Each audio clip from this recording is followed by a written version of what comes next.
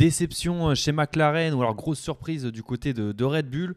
On va débattre de tout ça dans ce nouvel épisode de Lights Out où on revient cette fois-ci sur le Grand Prix du Japon à Suzuka pour m'accompagner Quentin Rousset. Bonjour Quentin. Bonjour Raphaël. Et Baptiste Le Filiat. Salut Baptiste. Salut messieurs. Comment ça va aujourd'hui ? Bah écoute, au top, hein, effectivement. Très bien, malgré une course légèrement fatigante, mais... Fatigante, Bon, le oui, réveil à oui, 7h ce matin. Piqué. Elle nous a aidé à nous rendormir, c'est déjà positif. Ah bah c'est clair que le réveil fut dur, mais à la fois doux. On aurait aimé se réveiller pour quelque chose. Ouais, Voilà, c'est ça. Exactement. Ah, le Grand Prix d'Australie me manque déjà. Ah, le fameux. Donc, tout simplement, pour commencer, on va rappeler les résultats de cette course. Donc, entre les qualifications et la course, pas grand changement. On a un Verstappen premier, donc qui remporte sa première course de la saison.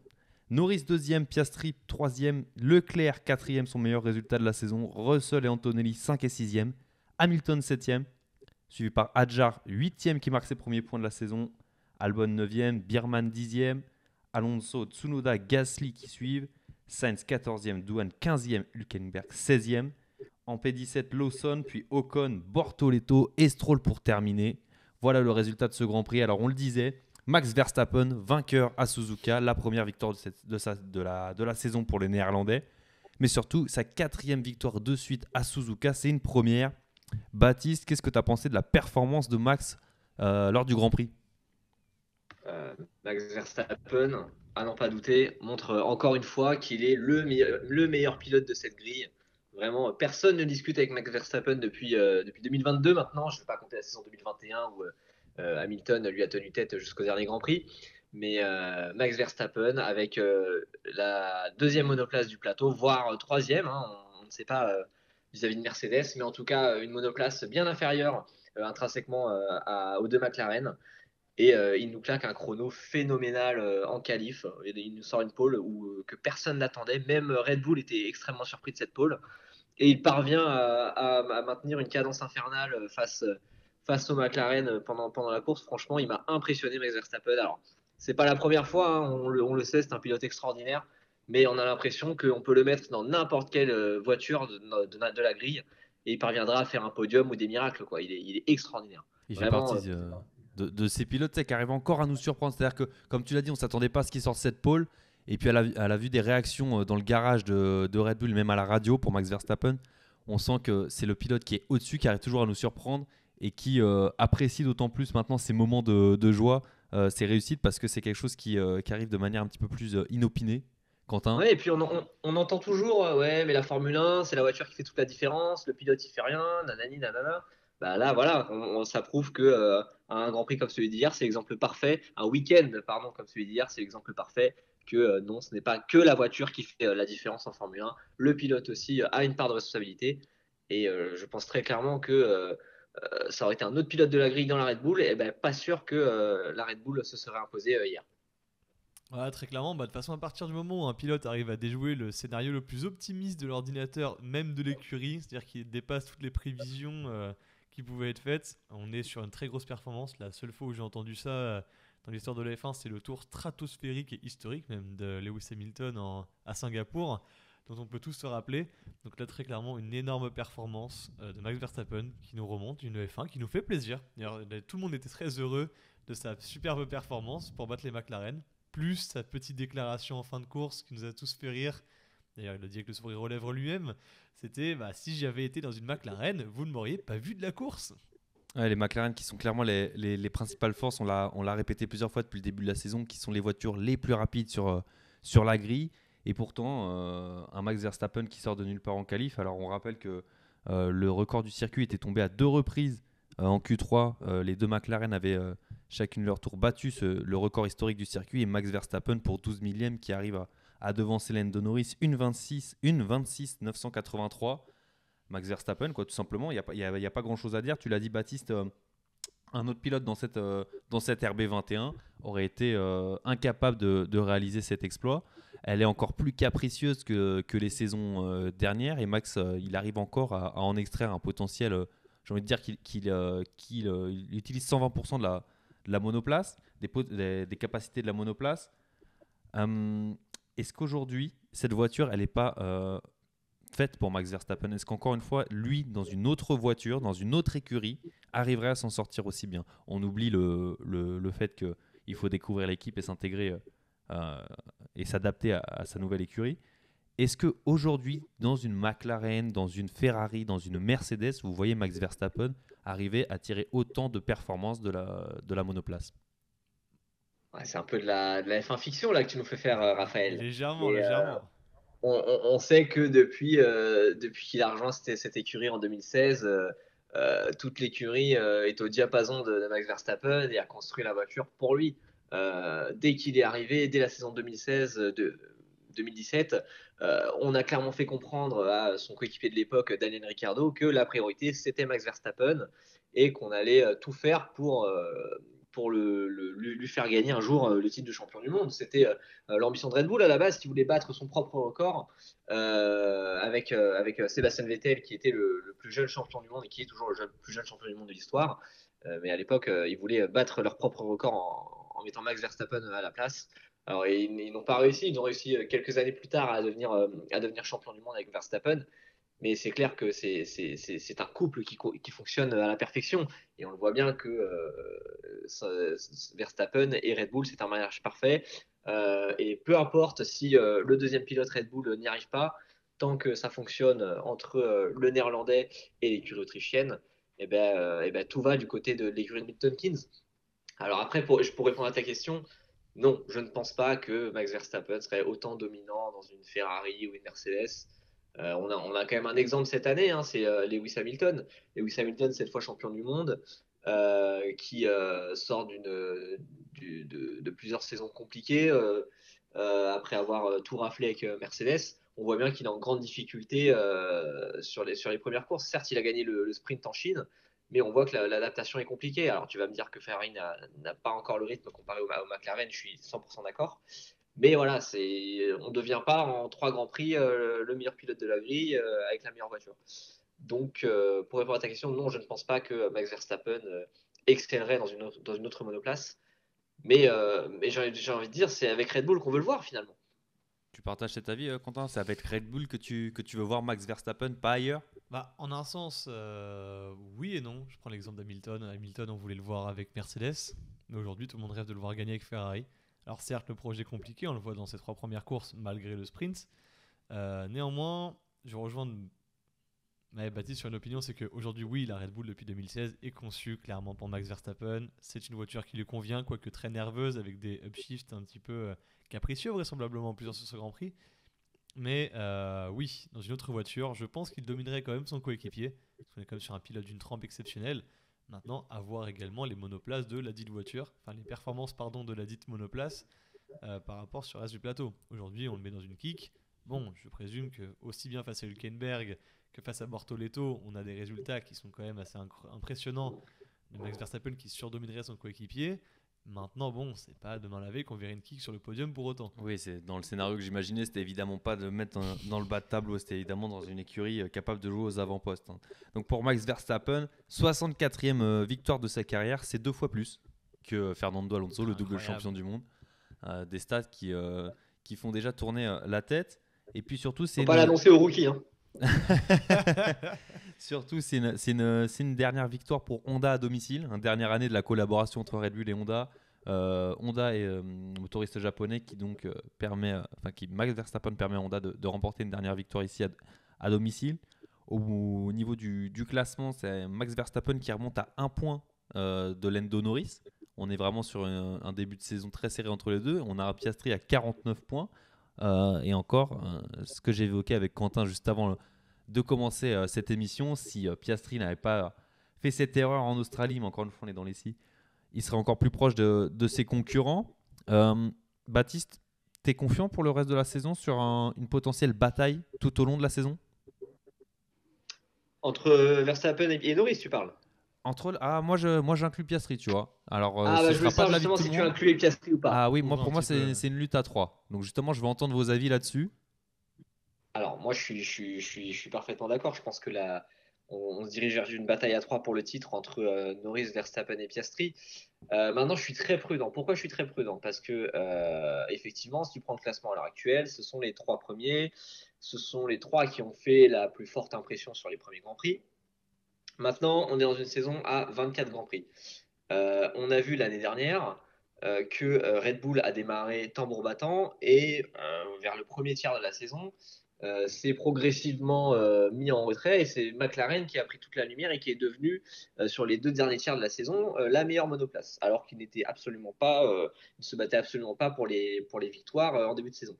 Donc attendons de voir. Peut-être qu'on va avoir un sursaut de Mercedes. Mercedes, il ne faut pas complètement oublier. Russell a fait 2 podiums en Australie et en Chine. Antonelli, alors c'est un rookie, il prend encore ses marques, mais honnêtement, il est quand même pas trop mal pour des premiers Grands Prix, des premiers tours de roue en F1 à 18 Ah ans. bah, P6, P4, P6, hein, 3 premiers Grands Prix, 3 fois dans les Régularité points et qui- plutôt haut hein, dans le Ça classement. force le respect. Absolument. Et n'enterrons pas Ferrari non plus, qui même si c'est un petit peu compliqué, c'était pareil l'année dernière, ils ont connu un début de saison compliqué, ils ont su rebondir ensuite. Donc la longueur de la saison me fait dire attention parce que c'est vraiment entre ces quatre écuries-là, je parle de Red Bull, McLaren, Mercedes, Ferrari, les quatre sont quand même pas si éloignés les unes que les autres, et attention au sursaut de Mercedes et Ferrari. Maintenant, pour la lutte pour le titre, alors Verstappen évidemment, en plus c'est quand même le quadruple champion du monde en titre, et sachant que chez Red Bull évidemment ce sera tout pour lui. Maintenant chez McLaren, attention, parce que on a alors un duo de pilotes certes qui est exceptionnel, mais j'ai l'impression qu'on a quand même du mal à prendre des décisions chez McLaren entre Lando Norris et Oscar Piastri. On va sûrement y revenir dans les minutes à venir, mais attention à ce que les deux ne se partagent pas trop les points, ne se dispersent pas trop les points, comme ça a pu être le cas notamment l'année dernière. Il va falloir faire des choix à un moment donné chez McLaren et il va falloir vraiment décider qui est le pilote numéro 1 entre Lando Norris et Oscar Piastri. Parce que sinon, alors j'ai aucun doute sur le fait qu'ils prendront le titre constructeur, mais le titre pilote, si ça se partage trop les points entre les deux, pour moi c'est Max qui le récupérera. Alors justement, tu parlais de choix à faire évidemment pendant la course, tu parlais de titre constructeur, justement on va parler de McLaren tout de suite. Quentin, pour toi qu'est-ce que c'est la réaction? Comment tu l'as traduit la réaction de McLaren pendant ce Grand Prix? Est-ce qu'on a essayé de marquer des gros points et de sécuriser le double podium pour, comme l'a dit Baptiste, aller chercher ce titre constructeur, commencer à sécuriser dès le début de saison une grosse avance de points, parce qu'on n'est pas à l'abri encore une fois d'une évolution parmi les concurrents, comme le rappelait Baptiste, chez Mercedes ou Ferrari par exemple, qui permettrait aux écuries de revenir? Ou est-ce que c'est jouer petit bras que de ne rien avoir tenté pour aller chercher Max Verstappen hier? Ah bah clairement on est tiraillé aussi entre deux choses. Premier l'amour du sport et deuxièmement le pragmatisme. L'amour du sport nous pousse évidemment. On aurait voulu voir ce swap de McLaren lancer Piastri à l'assaut, quitte à déswapper derrière les positions pour rendre les places de départ aux deux pilotes. Néanmoins, effectivement, la saison est très longue, hein. On l'a rappelé tout à l'heure avec Baptiste, pas moins de 24 Grands Prix, c'est très très long. On est seulement au troisième sur la liste. On n'inclut pas les sprints bien évidemment. Beaucoup de choses peuvent évoluer, les performances des voitures ont bien changé. On voit déjà maintenant une Red Bull qui joue les troubles faits et affiche un gros rythme, même en course face au McLaren. Donc très clairement pour moi, oui, malheureusement pour le spectacle. Et je pense qu'ils ont bien fait de jouer les gros points dès le départ de saison, car on ne sait jamais de quoi l'avenir est fait. D'ailleurs, ils sont très bien placés pour le savoir, parce que sur ces dernières années, c'est eux qui ont effectué la plus grande remontée en termes de performance sur le plateau. Alors ouais, en termes de performance, mais Baptiste, je vais te poser exactement la même question. Est-ce que tu penses que toi, c'est jouer petit bras ou est-ce que tu rejoins Quentin sur le fait qu'ils ont joué les points et que c'était une bonne chose? Parce que moi, je suis pas tout à fait d'accord avec cette idée que ils ont bien fait de jouer les points tout de suite et de se contenter de cette deuxième et de cette troisième place. Mais est-ce que là, encore une fois, c'est pas un problème de pas savoir qui est le premier pilote? Moi, je veux entendre ton avis là-dessus. Qu'est-ce que tu as à dire? Moi je pense qu'il y a un vrai non-dit du côté de McLaren. On le sait, le pilote chouchou, on va dire, le pilote maison, c'est Lando Norris. Il est dans cette écurie depuis 2019 maintenant. Il a grandi avec cette écurie. Il fait partie intégrante du succès de McLaren depuis un an maintenant et le fait que McLaren est désormais la meilleure voiture du plateau. Maintenant, il a en face de lui un Oscar Piastri qui a tout raflé en catégorie en formule de promotion, hein, champion de F3 dès sa première saison, champion de F2 dès sa première saison. Et on voit depuis la saison dernière que Piastri il affiche une vitesse phénoménale et qu'il n'est pas du tout ridicule face à Norris. Et on va parler plus précisément de la course d'hier. Donc Verstappen menait tranquillement la course avec une seconde et demie, entre une et une seconde et demie d'avance sur Norris. et Piastri se rapprochait dangereusement de Norris. Et au 43e tour, Piastri demande à son ingénieur à dépasser Lando Norris, expliquant qu'il avait plus de rythme, qu'il était plus rapide que son coéquipier et qu'il pouvait aller chercher Max pour la victoire. Ce à quoi son ingénieur lui explique que Norris est encore suffisamment rapide et donc il n'est pas nécessaire de le dépasser.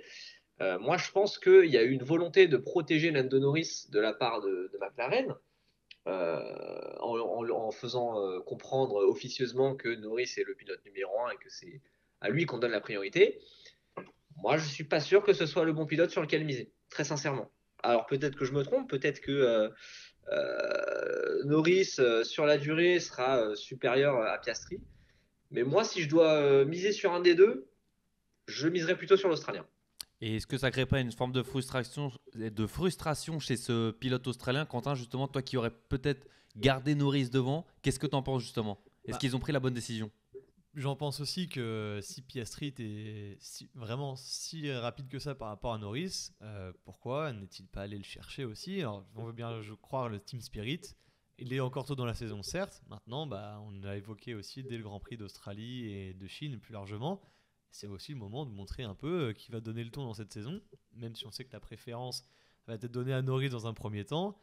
Ouais, aussi, on aurait apprécié voir un Piastri plus agressif, plus combatif, qui aurait pu aussi forcer un peu la main à un McLaren qui était en manque de décision et en manque d'action.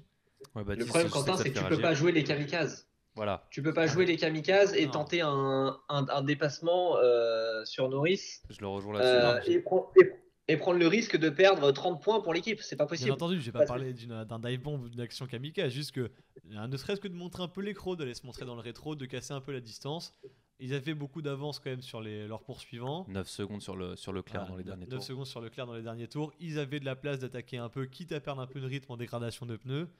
En Piastri, je pense aussi, oui, si on voulait jouer la carte de l'agressivité en piste pour montrer qui veut donner un peu le ton dans l'écurie, aurait pu se montrer un peu plus musclé dans ses échanges avec son comparse Lando. Tu vois, justement, je trouve qu'on serait retombé dans les travers de la saison dernière où justement on n'a pas su gérer ces problèmes chez McLaren.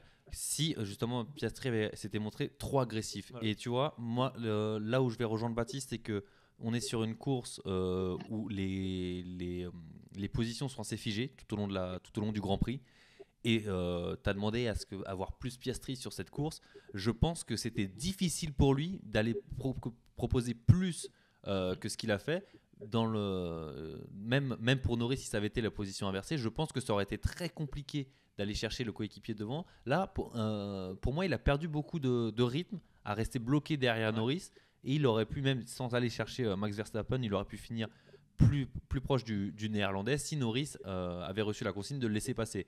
Je ne sais pas si tu n'as pas l'air d'accord là-dessus, mais moi, c'est mon opinion. Je vais juste me permettre d'ajouter quelque chose. Imaginons que Piastri rate sa manœuvre de dépassement ou que Piastri tente un dépassement et que Norris ne lui laisse pas la place. Imaginons les deux se mettent dans le bac où il y a un accrochage, un aileron cassé, que sais-je. Il y a les enjeux financiers et les enjeux en termes de points au classement constructeur sont tellement importants aujourd'hui au vu des écarts qui sont devenus infimes en Formule 1 que tu peux pas te permettre d'hypothéquer 30 points qui pourraient te coûter très cher en fin de saison. Enfin, je vous rappelle, les gars, que l'année dernière, McLaren a été champion du monde constructeur avec 14 points d'avance seulement sur Ferrari. Ah ouais, on est d'accord. Donc si tu fais les comptes en fin de saison, il ne faudrait pas qu'ils s'en mordent les doigts. Donc ils ne pouvaient pas non plus prendre des risques inconsidérés. Bien entendu, c'est pour ça que vous rejoignez mon premier propos en disant que finalement la décision de ne pas swapper les pilotes était la bonne. Ils ont coffré les points qu'il fallait, ils ont joué la carte de la sécurité. Maintenant, ce que je dis, c'est que si on voulait parler d'un jeu plus agressif, oui, on pouvait essayer de le tenter dans tous les sens. Un peu à la manière d'un combat Rosberg-Hamilton, qui était aussi en position de titre. Oui, laisse-le passer, il fait balance, il est rapide, qu'il vienne me chercher. Certes, c'est risqué. Maintenant, oui, le choix safe pour toute écurie, et je me mets à la place du management, je comprends. On fiche des positions, aller tranquillement chercher les 30 points. On se retrouve à la fin de saison s'il faut se battre. Ouais, mais là, justement, là où Baptiste et moi, je pense qu'on a le même point de vue, c'est qu'en fait, le fait de swapper les positions aurait été peut-être prendre moins de risques justement pour les deux pilotes, tout en sécurisant de base les gros points qu'ils ont marqués. Comme on l'a dit, ils pouvaient réeffectuer un swap en toute fin de Grand Prix pour donner les positions, mais le fait de ne pas l'avoir fait, c'est peut-être ça qui va créer du débat, c'est peut-être ça qui va créer de la frustration chez les pilotes et qui va encore une fois remettre en cause l'autorité de l'équipe technique et du staff de l'écurie par rapport aux pilotes. Je pense que c'est ce que Baptiste voulait dire. Et ça crée déjà des frustrations. Tu dis ça va créer des frustrations, mais ça en crée déjà parce que on le voit hier en zone mixte après la course, Piastri, quand on lui demande est-ce que vous pensiez que vous aviez le rythme d'aller chercher Max, il lui dit oui clairement et il explique que c'est dommage que l'équipe ne lui ait pas laissé sa chance et que ça le frustrait. Donc ça crée déjà des frustrations du côté de Piastri. Et on le sait, Piastri c'est un mort de faim, il se laisse pas marcher dessus. On le sait, hein, on l'a vu avec son arrivée fracassante en F1, en mettant un vent à Alpine et en l'ayant signé chez la concurrence chez McLaren. Donc attention à ce que ça ne crée pas des problèmes en interne à l'avenir chez McLaren, qui, on le sait, on n'a aucun doute là-dessus, joue le titre. Et les deux titres, titre pilote, titre constructeur. Attention à ce que ça ne leur porte pas préjudice. Ah, mais bien évidemment que ça porte préjudice. On parle quand même de pilotes de F1 de base. Aussi bien d'ailleurs, rien que les ingénieurs, les équipes marketing et qui vous voulez dans une écurie est ultra compétitif. Les pilotes, eux, représentent le plus haut niveau de compétition, d'esprit de compétition, d'ego. Et c'est normal. Un pilote ne vous dira jamais bah oui, ils ont bien fait de me laisser derrière, on coffre les points. On est à la place de Piastri, on ronge tous notre frein, on hurle on hurle de rage et on jettera pas la pierre dessus. Maintenant, on se met à la place d'un staff. Certes, on aurait pu probablement tenter un swap dans des bonnes conditions. Maintenant, on ne sait pas non plus ce qui se passe en interne, les contrats et la façon dont c'est ficelé. Bon, sur le papier, oui, un peu d'inaction, un manque de combativité en piste. Néanmoins, force est de constater, comme on disait tout à l'heure, il joue clairement le titre constructeur. Et c'est peut-être là-dessus qu'il se focalise en attendant de pouvoir avoir une meilleure opportunité d'attraper le titre pilote. Voilà, donc résultat quand même malgré tout ça, P2, P3 pour les pilotes, Norris est devant Piastri. Des gros points coffrés encore une fois pour McLaren. Juste pour conclure le sujet autour de McLaren, on rappelle qu'il y a juste eu cette petit écart, on va dire, ce petit fait de course à la sortie des stands entre Verstappen et Norris. Avec le seul fait de course, tu peux le dire. Le seul fait de course de ce Grand Prix du Japon, en effet. Faut pas avoir peur des mots. Hein. Ouais, tu as totalement raison. Mais voilà, donc pour rappel, Verstappen et Norris qui rentrent au stand au même tour et qui ressortent côte-côte. Et Norris qui tente évidemment de forcer Max à lui laisser la place. Tant que bon pilote de F1, il ne le fait pas, il finit et envoie. Non, pardon. Et Norris termine dans l'herbe. Voilà, petit moment qui a égayé notre matinée, j'ai envie de dire, parce que c'est la seule chose qui a été présent. Ça a peut-être eu une incidence aussi sur le résultat final, parce qu'il a perdu un peu de temps à cet endroit-là. Lando Norris, qui l'a peut-être empêché de revenir sur Max Verstappen à la fin. Quoi qu'il en soit, victoire de Max Verstappen, et c'est surtout le troisième pilote différent qui remporte un Grand Prix cette saison. Trois Grands Prix, trois vainqueurs différents, pardon, je vais y arriver. La dernière fois que c'est arrivé, c'était en 2019. Avec un Valtteri Bottas qui avait brisé cette série de pilotes différents en remportant 3 Grands Prix consécutivement. Et bien, encore une fois, c'est ce qu'on avait entreaperçu dès le Grand Prix d'Australie. On est sur une saison 2025 très serrée. On a rappelé les écarts de points entre les trois premiers, 62 points, 61 points et 49 points pour Norris, Verstappen et Piastri. Est-ce que pour l'instant, malgré le Grand Prix du Japon très ennuyeux, est-ce que ça remplit un petit peu ce à quoi vous attendiez en ce début de saison, Quentin ? Très clairement, bien sûr. D'ailleurs, on est tous fans d'une bataille au championnat qui est très serrée. Là, pourtant, bien que le public n'en pouvait plus de voir Max Verstappen gagner de manière consécutive, qu'à la quasi-unanimité, tout le monde était ultra heureux de le voir performer, de prendre la pole position, et de transformer ça en victoire. C'est signe de très bonnes choses pour le championnat à venir. Le public est à fond derrière, nous sommes aussi des grands fans, nous aimons la bataille. Et oui, donc une belle saison avec un championnat serré, des écarts très restreints. Voilà, ça ne promet que de belles choses. D'ailleurs, on est déjà en train de déblatérer sur des potentiels, de spéculer sur les futurs champions du monde, aussi bien constructeurs que pilotes. C'est le signe d'une très belle saison à venir, selon moi. À fond derrière, justement, on a les grosses surprises, les rookies cette saison. Je pense à 3 d'entre eux, Birman, Antonelli et Hadjar. À commencer peut-être par évoquer leurs résultats sur ce Grand Prix. Birman 10e après une P8 en Chine. Antonelli 6e, on l'a rappelé tout à l'heure, P4, P6 et un nouveau P6 aujourd'hui. Et enfin Isaac Hadjar qui marque les premiers points de sa carrière en F1 en terminant à la 8e position. Baptiste, qu'est-ce que tu as à dire sur nos rookies ? Mais écoute, déjà très heureux pour notre Frenchie. On va être un peu chauvin, cocorico. Mais Isaac Hadjar, très heureux pour lui qui débloque enfin son compteur en F1. On l'avait vu afficher un rythme solide lors des 2 premières courses. Et il a enfin confirmé, converti son bon résultat en qualification samedi. Il partait 16e sur la grille, il termine à la 8e place. Il a juste cédé une position à Hamilton, mais ce qui est logique puisque la Ferrari Ah, il est l'a plus dit lui-même, rapide que hein, la on Racing courait pas Bull. contre Hamilton, on savait qu'il allait passer. Voilà, mais très heureux pour lui parce que course très solide. Il a pas cédé à la pression. Il a été l'auteur de beaux dépassements. Je pense notamment à son extérieur sur Carlos Sainz juste avant le premier Magnifique. virage, Ouais, il a dit au lui-même, il s'est 30e fait un tour. petit peu peur. Hein. Ouais, on a vu le volant qui tremblait Ça a serré les dans fesses. le on-board. Ah, il faut le tenter, hein, ça donne de belles images. C'est ça, et puis ça l'aide à prendre en confiance. Surtout, on sait, il en a besoin. Il est dans un environnement pas simple, hein, l'environnement de pilote Red Bull. Non, course très solide de sa part. Il y a de la vitesse dans cette Racing Bull. Donc, il y a vraiment quelque chose à faire cette saison, de quoi finir régulièrement dans les points. Donc, bravo à Isaac, en tout cas, pour cette 8e place. Un rookie qui est aussi excellent, qui fait un excellent début de saison, c'est quand même Kimi Antonelli. Un troisième Grand Prix en F1, troisième arrivée consécutive dans les points. C'est tout simple. J'ai vu la stat tout à l'heure en préparant l'émission. Le dernier rookie à avoir inscrit des points sur ses 3 premières courses, c'était tout simplement Lewis Hamilton avec McLaren en 2007. Ah. Donc c'est vous dire à Est-ce quel que point tu la nous performance. teases de grands résultats pour le pilote? C'est vous dire à quel point la performance est notable. Alors oui, dans une Mercedes, donc dans une monoplace de top team, mais il faut quand même le faire. Il faut la conduire cette monoplace. Voilà, il a même mené le Grand Prix. Alors évidemment, il était en stratégie décalée, donc ça aide forcément, mais il a mené le Grand Prix pendant quelques tours. C'est devenu le plus jeune pilote de l'histoire. Ouais. Absolument. Tout à fait. Juste devant Ouais, Max Verstappen. Non, mais Antonelli, voilà. Alors, il n'est pas encore tout à fait dans le rythme de Russell. Qui peut lui en vouloir il est pour ça? il est un petit peu en dessous. Et encore, il a comblé l'écart quand même avec son coéquipier sur les qualifs. J'ai les chronos sous les yeux. En Q3, Russell fait un temps de 1,27,318, tandis qu'Antonelli fait un temps de 1,27,555. Donc il n'y a que 2 dixièmes d'écart entre les deux, ce qui est beaucoup moins que sur les 2 premiers Grands Prix.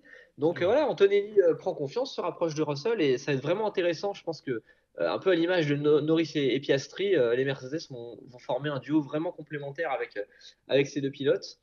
Et puis Birman qui continue son apprentissage de la F1, qui va arracher le point de la 10e place. C'est bien. Alors là, on l'a pas beaucoup vu malheureusement dans cette course. Il a fait sa course tout simplement. Il n'y a pas que lui. Hein, finalement, la course a été relativement plate au niveau des mouvements sur la grille, pardon. Donc il a fait comme beaucoup d'autres pilotes. Il a simplement mené sa course comme il le devait pour récupérer ce qu'il pouvait prendre, quoi. Absolument. Il a tenu son rang. Il a sauvé le point de la 10e place face à Alonso. Surtout dans une As qui s'était manifestement présentée avec un nouveau fond plat sans l'avoir testé en soufflerie au préalable, ce qui occasionnait des petits déboires aux essais libres ainsi qu'en qualif. Donc ouais, bonne course. D'ailleurs, il prend l'ascendant sur Esteban Ocon, à qui on demande carrément de laisser passer son coéquipier anglais. Donc belle course de Birman, bravo à lui. Et bravo As d'avoir pu sauver les meubles en récupérant un point malgré un week-end qui était mal engagé. Et contrairement à ses bons résultats, on en a un autre de rookie qui s'est illustré d'une bien mauvaise manière ce week-end, Jack Doohan, le pilote Alpine, qui avait trouvé un super réglage sur le simulateur. Pourtant, Baptiste, qu'est-ce qui s'est passé? Il a trouvé un super réglage qu'il a mis dans le mur, effectivement. Non, mais écoute, Jack Doohan qui, lors de la séance d'essai libre 2, après même pas 8 minutes, hein, la séance avait commencé depuis à peine 8 minutes, qui prend la piste. Et alors, il faut savoir qu'il avait laissé sa voiture en essai libre 1, un pilote réserve d'Alpine. Donc, c'était vraiment son tout premier tour de piste sur le circuit de Suzuka. Et lors de son premier tour lancé, Jack Doohan, au bout de la ligne droite, on le sait, hein, le premier virage, on ne ralentit pas complètement dans ce premier virage à Suzuka. C'est Voilà, surtout on en lâche un peu, mais on ne freine pas complètement. Ouais. Absolument, voilà. Et c'est au virage 2 que vraiment on fait les freins. Et Jack Doohan, donc, n'a pas complètement décéléré à l'amorce de ce virage 1 et a laissé tout simplement son DRS ouvert. Le problème, c'est qu'il est parti en tête à queue. Alors, il a totalement perdu le contrôle de sa monoplace. Sacré choc. Hein, ouais. Et il est venu s'exploser dans le mur de pneus. Les images sont impressionnantes. Ah ouais, parce que pour rappel, lors de la diffusion en direct, on voit pas l'accident tout de suite, on voit l'état de la voiture et on se demande ce qui s'est passé au ralenti. Waouh. Et puis on voit que Doohan met du temps à sortir de sa voiture et qu'il est quand même sacrément sonné. Il dit qu'il est OK à la radio, mais on voit que même après la c'est course, c'était compliqué pour lui. Comment ? Même après la course, c'était compliqué pour lui. Je dis, il me semble qu'il boite à la fin. Il a du mal à sortir de sa monoplace et Esteban Ocon qui vient l'aider à faire ça. Non, il a pris un sacré choc. Il a eu beaucoup de chance, j'ai envie de dire, de pouvoir ne serait-ce que rouler le lendemain. Hein. Ouais, et puis il faut noter, effectivement, c'est quand même l'héros du week-end, c'est les mécaniciens alpines. Hein. Parce que quand on voit Ah ouais. l'épave Ouais, de lui, douane le vendredi après-midi et voir que le samedi matin, la voiture est comme neuve, c'est quand même extraordinaire. Je pense qu'ils auront bien mérité de rattraper leur nuit blanche, les mécanos alpines, parce que Moi, je franchement, pense qu'ils ils ont ont fait un demandé boulot extraordinaire. ils ont demandé conseil au mécano de Williams. Je vois pas d'autre explication parce que ils ont pu Sans le doute. savoir. pour Et, avoir un tel et donc, résultat. pour terminer l'explication, Jack Doohan, à l'amorce du virage 1, a laissé son DRS ouvert et malheureusement a fini dans le mur, puisque visiblement, lors des essais dans le simulateur Alpine, Jack Doohan avait testé ce petit subterfuge de laisser le DRS ouvert dans le virage 1 et ça avait visiblement fonctionné au simulateur, chose qu'il a tenté de reproduire en piste, malheureusement, pas avec le même résultat, puisqu'il a fini avec une voiture détruite et un sacré choc. J'ai l'impression de voir Quentin sur F1 2024. Ah, je vous jure, il y avait la finale des F1 eSport la semaine dernière. Il s'est senti inspiré. Il a dit je vais ressortir ma bonne Ouais. vieille PS5, un C'est petit parti. volant Logitech et zou, rouler Ouais. jeunesse. Yarno Hopner l'a un peu inspiré, mais Euh, pas dans le bon sens hein, sur ce coup-là. Pas dans le bon sens. Bon alors Quentin, il me semble que tu as le résultat de mais nos bien prédictions entendu. qu'on avait fait avec notre ami Paul Favier lors du dernier Grand Prix. Je te laisse Allez, enchaîner là-dessus. c'est parti. Je vais commencer par notre ami Raphaël qui a fait la pire prédiction de nous tous. Alors Raphaël qui nous avait gentiment congratulé d'une prédiction avec un Norris, Russell et Piastri pour le top 3. Il était pas loin. J'ai un Piastri qui est à la bonne place. C'était ambitieux et déjà Franchement, Piastri pas à la loin. bonne place, c'est très très bien. Ensuite, Norris sur le podium. voilà. Ensuite, on va se calquer sur mon modèle qui a été copié par mon cher comparse français Paul Favier, qui était à savoir doublé McLaren, Piastri, Norris et Verstappen. Oh, vous êtes encore Alors, plus mauvais que moi les gars. Bien sûr, Vous êtes c'était encore plus mauvais que moi là. c'est pour le buzz. Le seul qui gagne des points ici, c'est Raphaël, Voilà. parce que c'est le seul qui a placé un pilote correctement sur le podium. Ouais, bah après les.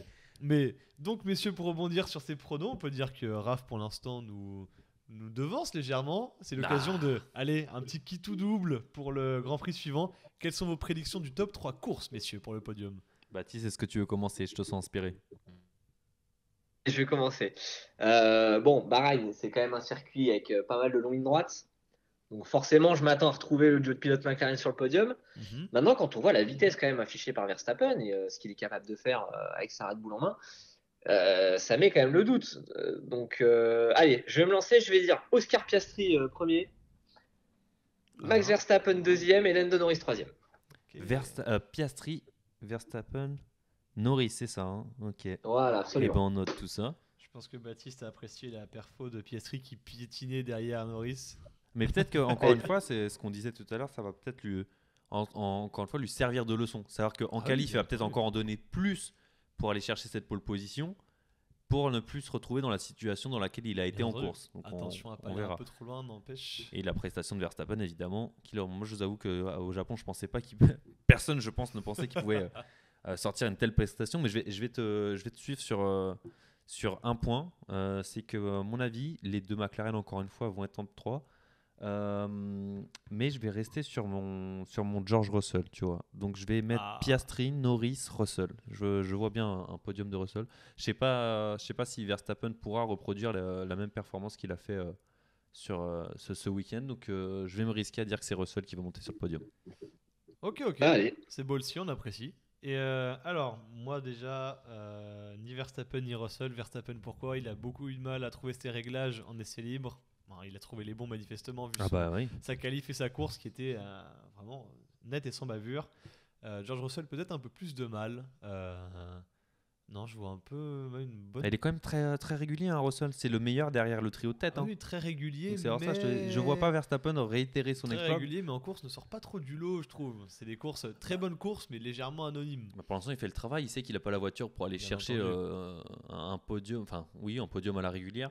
Mais il est toujours là. Je pense que s'il y a une opportunité à saisir, il la saisira. Je me dis qu'à Bahreïn, ça peut le faire. Comme je pensais qu'il pouvait Ouais. le faire ici au Japon. Ce serait pas mal. Alors, moi, je vais partir sur un Norris en premier. Parce que pourquoi pas, Sursaut, il était touché à son ego d'avoir Il s'éloigne de nos prédictions. Là. d'avoir été affiché dans la presse et par la réalisation internationale avec son coéquipier qui dit qu'il était plus rapide et qu'il aurait pu lui mettre une petite cartouche sur cette course. Néanmoins, son coéquipier, je vais pas laisser très loin. Piastri, si on rebondit sur ce qui a été fait sur ses essais hivernaux, clairement les McLaren devraient avoir un rythme de course mais vraiment très en deçà du reste du plateau. Et alors la question ça va être pour le troisième, qu'est-ce qu'on va envoyer pour compléter ce beau podium? Allez, vous savez quoi, j'ai envie de contraster un peu avec vous et tenter le diable. Un mec qui s'est monté très chaud dans... Ah, je m'attendais à Hamilton. J'adorerais un Hamilton, mais je vais rester sur une Mercedes et mettre un pilote peut-être un peu plus ballsy qui monte de grosses choses. J'adorerais voir Andrea, Kimi, Antonelli sur ce podium. Tu sais que j'ai hésité, Quentin. Ah ouais? Tu sais que j'ai vraiment hésité parce que je voulais faire un pari un peu osé. Je me suis dit non, allez, on va rester sur un truc sérieux. Allez, mais c'est sous-entendu, Kimi Antonelli, c'est vraiment quelque chose qui ne peut pas arriver. C'est dans tout beau mais un pitre, alors bon. Je voulais un pari safe. Donc j'ai dit Piastri, Verstappen, Norris, mais c'est vrai que j'ai pensé Antonelli et j'ai aucun doute sur le fait que Kimi fera des podiums plus tard dans la saison. Et bon, on a pris en note en tout cas nos 3 prédictions. On est au moins d'accord sur le fait que les 2 McLaren devraient se retrouver sur le podium. Encore une fois, à part s'il y en a un qui s'envoie dans le mur, je vois pas comment elles peuvent échapper à ça, les McLaren. Très top. Clairement. Quentin, tout est pris en note de ton côté? Tout est pris en note de mon côté, on est prêt. Donc, rappel du classement avant la semaine prochaine. Raphaël et moi-même sommes à égalité avec 1 point pour les bonnes places sur le podium. Paul Favier à 0 et Baptiste qui sait peut jouer le coup d'éclat la semaine prochaine. Et bah parfait, Quentin. Juste avant de terminer, Baptiste, je te laisse faire un petit point sur le classement constructeur et le classement pilote. Bien sûr, on va commencer par le classement pilote avec du coup Lando Norris toujours en tête avec 62 points, 1 point devant Max Verstappen, le quadruple champion du monde en titre, qui a donc 61 points. Oscar Piastri est 3e avec 49 points, suivi de George Russell avec 45 points. Kimi Antonelli est 5e avec 30 points. Du côté des Ferrari, on a Charles Leclerc 6e avec 20 points et Lewis Hamilton 8e avec 15 points. Et côté français, nous avons Esteban Ocon 9e avec 10 points. Isaac Hadjar pointe à la 13e place avec les 4 points qui débloquent son compteur ce week-end. Enfin, Pierre Gasly est 16e avec toujours 0 points malheureusement au compteur pour le pilote français. Du côté des constructeurs, McLaren toujours solide leader avec 111 points devant Mercedes qui en comporte 75 points. Red Bull est 3e avec 61 points, suivi de Ferrari 4e avec 35 points. Williams est 5e avec 19 points, suivi Haas avec 15 points et Aston Martin avec 10 points. Racing Bulls est 8e avec 7 points. Enfin, Kick Sauber est avant-dernier avec 6 points. Et notre bonne écurie française Alpine est bonne dernière avec 0 points. Toujours la seule écurie à ne pas avoir marqué de points sur ses 3 premiers Grands Prix. Et bah super, on termine sur une super bonne nouvelle pour notre écurie française. Merci Baptiste. La fierté française. Voilà, exactement. Alors ça y est, la tournée asiatique est terminée. On va revenir à des horaires un petit peu plus digestes pour les prochains Grands Prix. Prochain rendez-vous ce dimanche à Bahreïn. Après, ce sera suivi du Grand Prix de l'Arabie Saoudite le week-end juste après pour terminer ce triple header. Les gars, merci beaucoup. On se retrouve pour la prochaine émission et puis bon Grand Prix à vous. Avec grand plaisir. Merci à vous, messieurs. Ciao. Ciao. Bisous, bisous.